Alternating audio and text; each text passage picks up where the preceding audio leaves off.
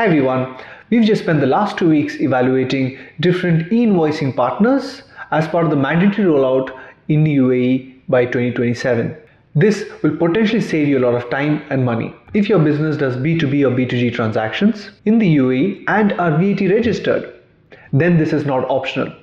By January or July of 2027, based on the turnover that you have, you will have to start raising invoices based on an XML format using an ASP, which is an Accredited Service Provider.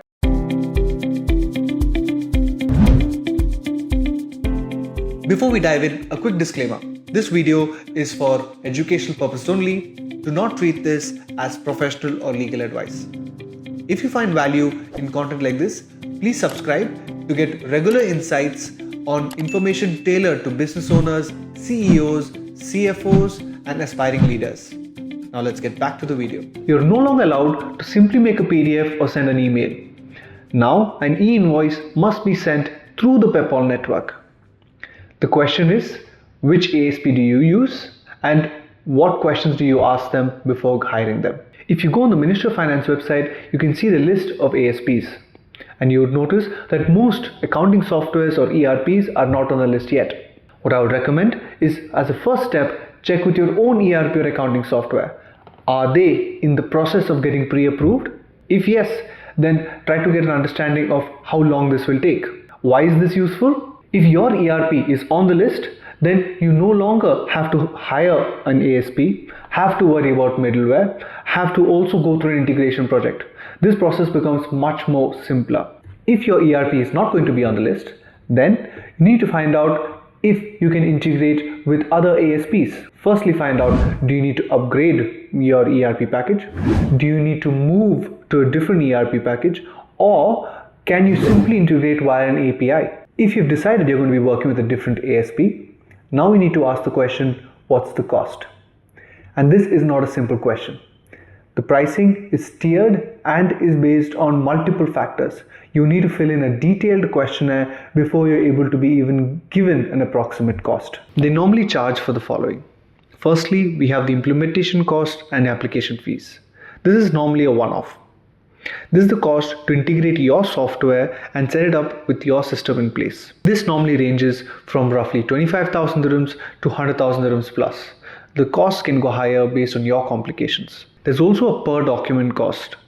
We saw that the per document cost ranged from 1 fils to 3 dirhams per invoice.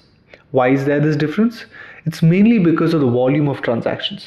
The more the volume, the lower the per invoice cost. Some providers front load the cost into the setup fees. Some also include support and others charge them separately, which brings into our third point, which is annual support cost.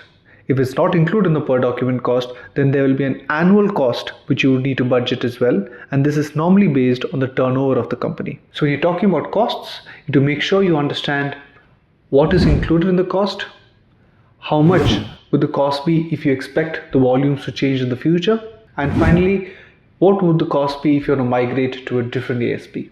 The next thing we need to talk about is implementation timelines. Most providers are able to promise about 10 to 12 weeks to complete the implementation process. However, you have to keep in mind this is under the assumption that your data is perfect in your ERP system and there are no major complications. The real bottleneck is how well the data is maintained. Are your TRN details in place? Are the customer addresses in a proper format? All of these play a role in understanding how long you will take to do the implementation.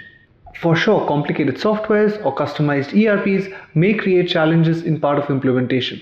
However, the real-time loss, as we said, is how well the data is maintained.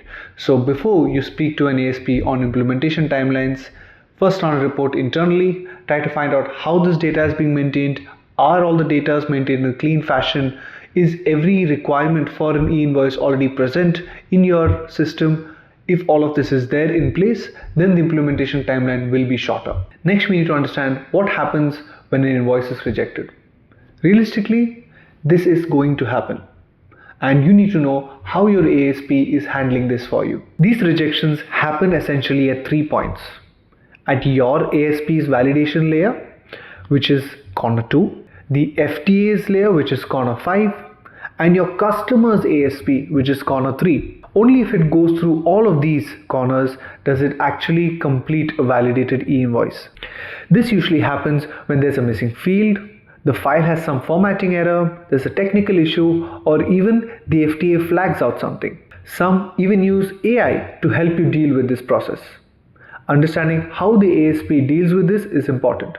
Find out how long it takes to know if the invoice has gone through. The next thing is to understand the support SLAs. Here's where things get tricky. Every ASP will come out and say they provide full support, but you need to understand how their support system works. Some offer 24/7 support, some offer staggered support where they state that critical matters be taken more urgently, but you need to understand in the fine print what this means. What does critical mean and how fast is their response time? If your system goes down on 2 p.m. on a Friday, will it be Monday or Tuesday by the time you solve the e-invoicing issue? So it's important to understand the support SLAs and if there is going to be an added cost related to this. The UAE's e-invoicing mandate is not going away and there is not going to be any delays. By 2027, everybody doing B2B and B2G transactions and who are VAT registered will be on the system. Make sure you don't make any delays and try to get the implementation through. I hope this video helped you understand a little bit about appointing an ASP. If you have any questions further on this, please comment below. You've reached the end of this video. Thank you for listening. If you like this content, please hit the like button and subscribe to our channel. If there are any specific topics you want us to talk about, please let us know in the comment section below.